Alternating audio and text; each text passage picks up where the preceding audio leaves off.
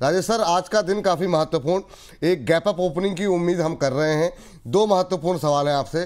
क्या इस gap up opening पे कोई गुंजाइश है निफ्टी को और ज़्यादा प्लस करने की, या आपको लगता है कि आज का दिन जो उनकी पुरानी पोजीशन है उनके लिए तो ठीक है, नई पोजीशन पे प्लस शॉर्ट करना या फिर प्लस करना कितना रिस्की आप मान रहे हैं आज के गैप अप ओपनिंग को देखते हुए, अभी तक जो संकेत मिल रहे हैं?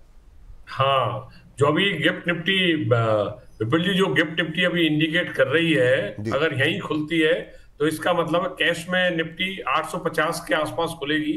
और इसका मिनिमम टारगेट जो कल ब्रेकआउट हुआ था उसका 870 से 930 के बीच में आता है। अगर हमारी निफ्टी यहीं खुलती है कैश में, तो फिर हमें यहाँ से लॉन्ग करने का तो पोजीशन नहीं बनेगा, रिस्क रिवार्ड रेशियो फेवरेबल नहीं होगा, बल्कि 900 की तरफ जाए तो शॉर्ट करना बनता है, क्योंकि ऊपर जाने की स्कोप नहीं है। और आज के लिए हो सकता है फिर हाई हाई यहीं बन जाए। तो अगर बड़े गैप अप में ओपनिंग में खरीदारी नहीं करनी है, बिकवाली बेशक हम कर सकते हैं। जी। अच्छा, तमाम जो नंबर्स इंडिकेट कर रहे हैं सर, एक चीज़ मेरा आपसे सवाल है, आपने कहा कि शॉर्ट कर सकते हैं, लेकिन जब इस तरह का मोमेंटम हो, ऐसे में क्या शॉर्ट लेना जो है वो थोड़ा सा रिस्की नहीं रहेगा? दूसरा, बहुत लोग कह रहे हैं कि बड़ी पोजीशन एफआईज की तरफ से शॉर्ट पोजीशन क्रिएट है यहाँ पर। अगर 25,000 के ऊपर अगर कुछ सस्टेन करता है बाजार, अगर पहुँचता है, तो मैं तब की बात कर रहा हूँ, तो फिर कहीं ऐसा तो नहीं कि शॉर्ट कवरिंग की भी गुंजाइश है क्या? बहुत लोग ये कह रहे हैं कि शॉर्ट काफ़ी है पहले से, तो वहाँ पे कवरिंग आ सकती है अगर 25,012 के ऊपर निफ्टी पहुँचता है तो। आपका व्यू पॉइंट इस पर क्या है? मैं पहले विपिन जी बता दूं, 24,940 के ऊपर ही अगर निफ्टी चलना शुरू होगा तो मैं शॉर्ट यहीं कवर कर लूंगा, नहीं शॉर्ट को कैरी करूंगा।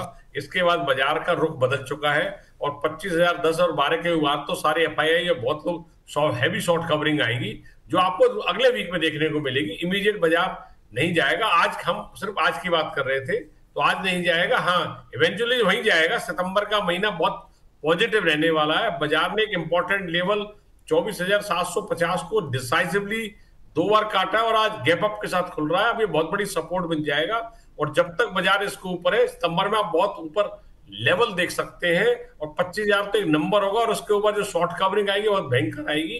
तो मैं बहुत पॉजिटिव हूं। मैं सिर्फ 24,940 के ऊपर ही पॉजिटिव हो जाऊंगा। और जो इंट्राडे शॉर्ट है वो आज सिर्फ आज के लिए है, कल के लिए भी नहीं है। आज के बाद कल भी कैरी नहीं करना हमें। बिल्कुल सर। सर, अब जैसा कि आप कह रहे हैं 24,900 के आसपास अगर शॉर्ट करते हैं तो फिर वहाँ पे नीचे की तरफ क्या लेवल्स देखने को मिल सकते हैं? ज्यादा नहीं विपुल जी, ज्यादा भी डिक्लाइन नहीं आना चाहिए। अब 24,760 बहुत बड़ा सपोर्ट का काम करेगा, तो 80-100 पॉइंट के ऊपर से डिक्लाइन आ सकता है। अगर 900 से 930 के बीच में निफ्टी मिलती है तो शॉर्ट करें। स्पॉट निफ्टी की मैं बात कर रहा हूं, और यहां से 980 के ऊपर स्टॉप लॉस लगाएं। इंट्राडे 825 तक बाजार आना चाहिए, ज्यादा डिक्लाइन नहीं है, और वहां पे हम खरीदारी की बात सोचेंगे। अगर वहां आता है 80-100 पॉइंट अगर हाई से गिर जाता है तो हम खरीदारी करेंगे 800 से 825 के बीच में। 760 के नीचे स्टॉप लॉस लगाएंगे, और इंट्राडे राइज के लिए और कल के लिए कैरी भी करेंगे लॉन्ग को। अगर निफ्टी 825 के ऊपर अगर आज बंद होता है तो कल के लिए कैरी भी करेंगे। जी, तो ये ध्यान आपको रखना होगा, जो है नीचे की तरफ जाकर के खरीदें, ऊपर की तरफ खरीदने नहीं, शॉर्ट करने की कोशिश करनी चाहिए। इंट्राडे तेजी के लिए खरीदारी की पोजीशन अगर आपको बनानी है तो एक बार अगर गैप अप ओपनिंग होती है तो वेट कीजिए। अगर 24,900 930 के आसपास मिलता है तो शॉर्ट कर सकते हैं। नीचे की तरफ से 24,800 825 के लेवल अगर देखने को मिलते हैं निफ्टी में, तो फिर वहाँ पर आप बाय कर सकते हैं, और उसे आप कैरी फॉरवर्ड कर सकते हैं, यानी कल के लिए भी आप लेकर के जा सकते हैं। ये है फिलहाल के लिए निफ्टी के। यहाँ पे 24,760 का एक स्टॉप लॉस जो है वो लगाना होगा। ऊपर की ओर तेजी की संभावना यहाँ पर राजेश जी कह रहे हैं देखने को मिल सकती हैं। राकेश सर, यहाँ से क्या बाजार को लेकर के राजेश जी क्या सेंटिमेंट में बदलाव आप देख रहे हैं? जैसा कि अभी मैंने सर से पूछा कि क्या जो पेसिमिज्म था, एक जो निराशा लग रही थी कि हर ऊपरी स्तर पे एक सेलिंग आ जा रही थी, यहाँ से थोड़ा सा एक सेंटिमेंट में एटलीस्ट बाजार की में परिवर्तन देख रहे हैं आगे के लिए आप? बिल्कुल सर, बहुत अच्छा स्टेप सरकार का। अभी जो चारों तरफ पेसिमिज्म थी, कंपनियां भी पेसिमिज्म में चली गई थी। ट्रंप साहब के टैरिफ के बाद और लोग थोड़े निराशाजनक स्थिति में चले गए थे। वहां भी एक पॉजिटिविटी आई है कि सरकार ने अपनी तरफ से स्टेप लिया है, डिमांड को पुश करने की कोशिश की है। और जहां छोटी गाड़ियों में सेलिंग खत्म हो गई थी, बाइंग नहीं आ रही थी, तो वहां भी एक पॉजिटिव इंपैक्ट आना चाहिए।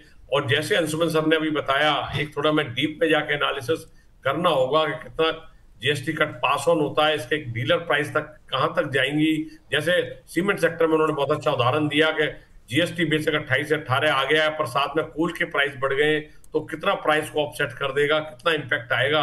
तो धीरे धीरे जैसे क्लैरिटी आएगी तो बाजार एक और स्टेबिलिटी की तरफ जाएगा।